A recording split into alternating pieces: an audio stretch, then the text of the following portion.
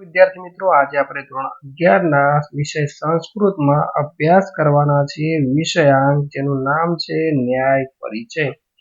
ધોરણ 10 પાસ કર્યા બાદ વિદ્યાર્થી મિત્રો જ્યારે ધોરણ 11 માં આવશે ત્યારે આ જે ન્યાય શબ્દ છે એમાં થોડોક એમની સમસ્યા આવી શકે છે, થોડુંક એમને એવું લાગી શકે છે કે આનો મતલબ જે એમને જનરલ અભ્યાસ કર્યો છે સામાન્ય રીતે એનાથી વિપરીત અલગ છે।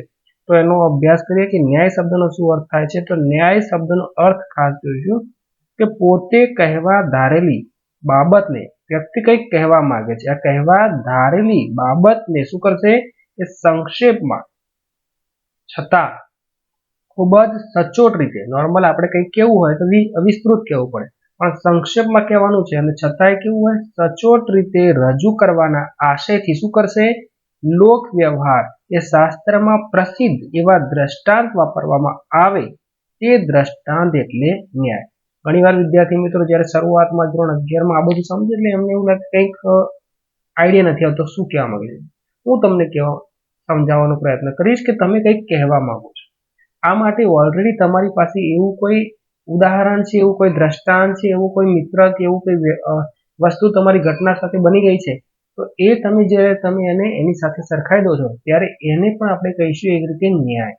એટલે અહીંયા આપણે શું કહીશું કે તમે જે વસ્તુ કહેવા ધારી છે એને સંક્ષેપમાં કરશો, સચોટ રીતે કરશો અને એના માટે કોઈ ઉદાહરણ વાપરશો। ખાસ કરીને અહીંયા આપણે ધોરણ 11 ની વાત કરીએ તો લોક વ્યવહાર કે શાસ્ત્રમાં પ્રસિદ્ધ એવું ઉદાહરણ વાપરવામાં આવે તો એ દ્રષ્ટાંતને આપણે શું કહીશું ન્યાય કહીશું। યાદ રાખજો, એને આપણે શું કહીશું ન્યાય।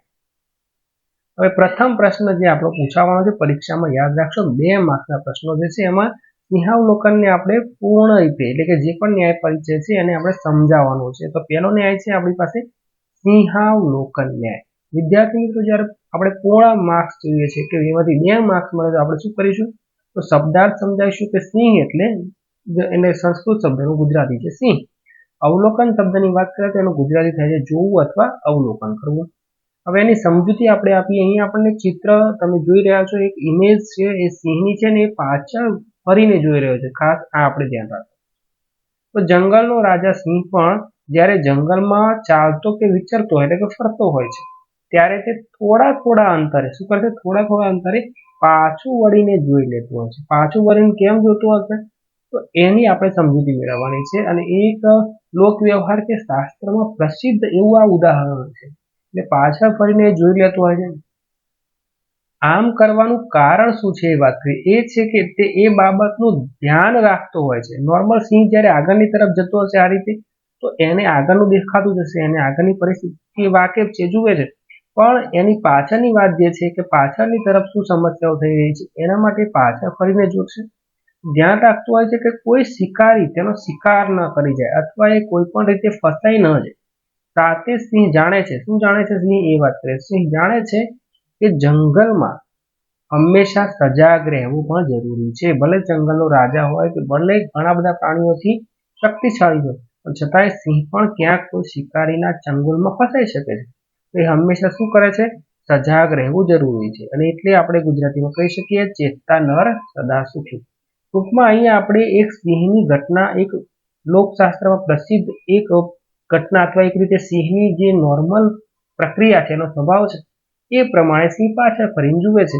એને આપણે સરખાવવાના છે કઈ બાબત સાથે કે વ્યક્તિએ હંમેશા કોઈ પણ કામ કરવાનું હોય ત્યારે આગળ પાછળનો એને જાણકારી રાખવાની, એને માહિતી હોવી જોઈએ જેથી એ કોઈ સમસ્યામાં ફસાઈ જાય નહીં। તો જોઈએ અહીંયા ઉદાહરણ આપણે આપ્યા છે કે આગળની તરફ વિકાસ કરતી વખતે સમય પાછું વળીને પણ જોઈ લેવું જોઈએ જેથી મોટા નુકસાનને ટાળી શકાય। આપણે સમાજમાં પણ જોતા હોઈએ છીએ કે અમુક વ્યક્તિઓ પૈસા કમાવાની દોટમાં એટલા બધા આગળ નીકળી જાય કે એમના ઘરના સંબંધોને પણ ભૂલી જાય, મા બાપને, પતિ પત્નીને, બાળકોને ભૂલી જાય, ફક્ત પૈસા પાછળ આંધળી દોટ મૂકે। તો આને પણ આપણે કહીશું કે બધું ધ્યાન રાખવાનું છે, બધાની સાથે ચાલવાનું છે।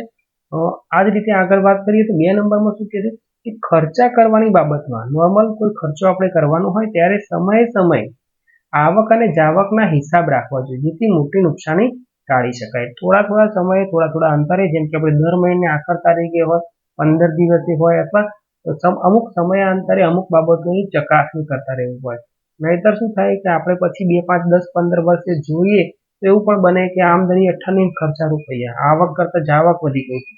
તો આ રીતે આપણે એનું પ્લાનિંગ સાથે કામ કરીએ ત્યારે આપણે એને કહીશું સિંહાવલોકન ન્યાય. કયો ન્યાય કહીશું? સિંહાવલોકન ન્યાય. વિદ્યાર્થી મિત્રો ખાસ ધ્યાન રાખવાનું છે.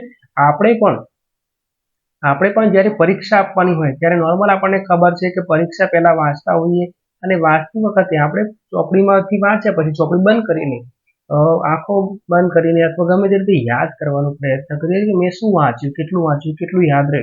તો આને પણ આપણે કહીશું સિંહાવલોકન ન્યાય. ઉપરના પ્રસંગોએ આ ન્યાય વાપરી શકાય. તો અહીંયા આપણે કઈ રીતે સમજાવ્યું છે પણ જોઈએ તો એક તો આપણે સંસ્કૃતમાં એની વાત કરી લીધી કે સિંહાવલોકન ન્યાય. ત્યારબાદ આપણે એનો શબ્દાર્થ સમજાવી દીધો, પછી એની સમજૂતી પણ આપી દીધી અને એના વ્યવસ્થિત ઉદાહરણો પણ 2 આપી દીધા. કેટલા ઉદાહરણ આપી દીધા? 2 ઉદાહરણ આપી દીધા, જેથી પૂરેપૂરા માર્ક આપણને મળે અને ભવિષ્યમાં પણ તમે અન્યને પણ ખાસ કરીને ટીચર ડે હોય, શિક્ષક દિન હોય તો આવું ક્યાંક તમે એને સમજાવી શકો વિદ્યાર્થીઓને આ રીતે ઇઝીલી. આ પીડીએફ પણ ઓલરેડી તમને જે છે એ મારી ટેલિગ્રામ ચેનલ જે છે એમાં તમને મળી જશે. ટેલિગ્રામ ચેનલનું નામ છે જ્ઞાનજ્યોત અને આ વિડીયોના ડિસ્ક્રિપ્શન બોક્સમાં મળી જશે. બીજો ન્યાય કઈ છે જોઈએ? પંખ પ્રક્ષાલન ન્યાય. પંખ પ્રક્ષાલન ન્યાય શું કહે છે? શબ્દાર્થ જોઈએ તો પંખ એટલે કાદવ, પંખ એટલે કાદવ અને પંકજ કાદવમાં જન્મે એટલે કમળ, બરોબર? એટલે કદાચ કોઈનું નામ હોય તો કાદવ. અને પ્રક્ષાલનનો મતલબ છે ધોવાની ક્રિયા. અહીંયા આપણે ચિત્રમાં જોઈ શકીએ છીએ કે કોઈ વ્યક્તિના પગ કાદવમાં કીચડમાં પડેલા છે. હવે જોઈએ શું કહે છે? પગ કાદવમાં પડે તેથી બગડે, ગંદો થાય, ત્યારે એને પાણીથી ધોઈ શકાય છે, પરંતુ પાણી હાજર છે એમ વિચારી બિનજરૂરી કાદવમાં પગ બગાડવામાં આવે તે યોગ્ય નથી. ઘણા વિદ્યાર્થીઓ, ઘણી વ્યક્તિઓ એવા હોય છે કે એમને ખબર હોય છે કે આ કામ કરવાથી નુકસાન જશે, જેમ કે તમાકુ ખાવાથી કેન્સર થાય, દારૂ પીવાથી, બરોબર છે, જે તે અંગો બગડે, લીવર બગડે અથવા સંબંધો બગડે, ઘણું બધું થાય. એમને ખબર જ હોય છે, છતાં એ બાબતને ગણકાર કરતા નથી અને કદાચ ખોટા માર્ગે જાય છે. તો એના માટેની આ વાત કરી છે. આ બાબત સમજાવવા આ ન્યાય વાપરી શકાય. આમ એવી પરિસ્થિતિ કે જેમાં નુકસાન થઈ શકે છે, બરોબર?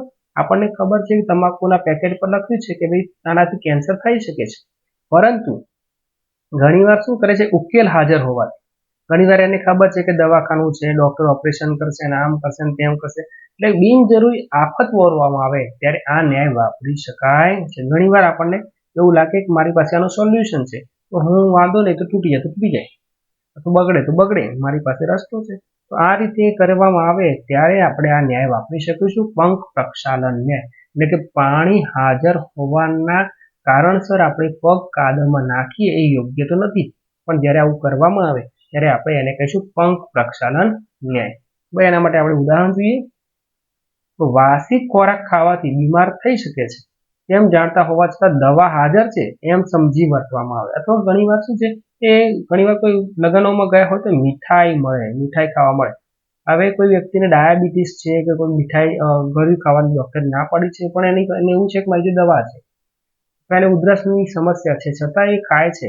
કેમ? કારણ કે દવા હાજર છે. તો એને કહીશું પંખ પ્રક્ષાલન ન્યાય. એ જ રીતે બીજી વાત કરીએ તો આવક ઓછી હોવા છતાં લોન મળે છે એમ સમજી ખર્ચો કરવામાં આવે, આવા પ્રસંગોએ પણ આ ન્યાય વાપરી શકાય છે. તો વિદ્યાર્થી મિત્રો, આમાં પણ આપણે જોઈ લીધું કે સૌથી પહેલા તો જે ન્યાય આપણને આપ્યો છે એના શબ્દો જોઈ લીધા, શબ્દાર્થ, પછી એની સમજૂતી પણ જોઈ લીધી અને છેવટે આપણે આ રીતે ઉદાહરણ, એટલે ટૂંકમાં તમને 100% ન્યાયની સંપૂર્ણ માહિતી મળી જશે.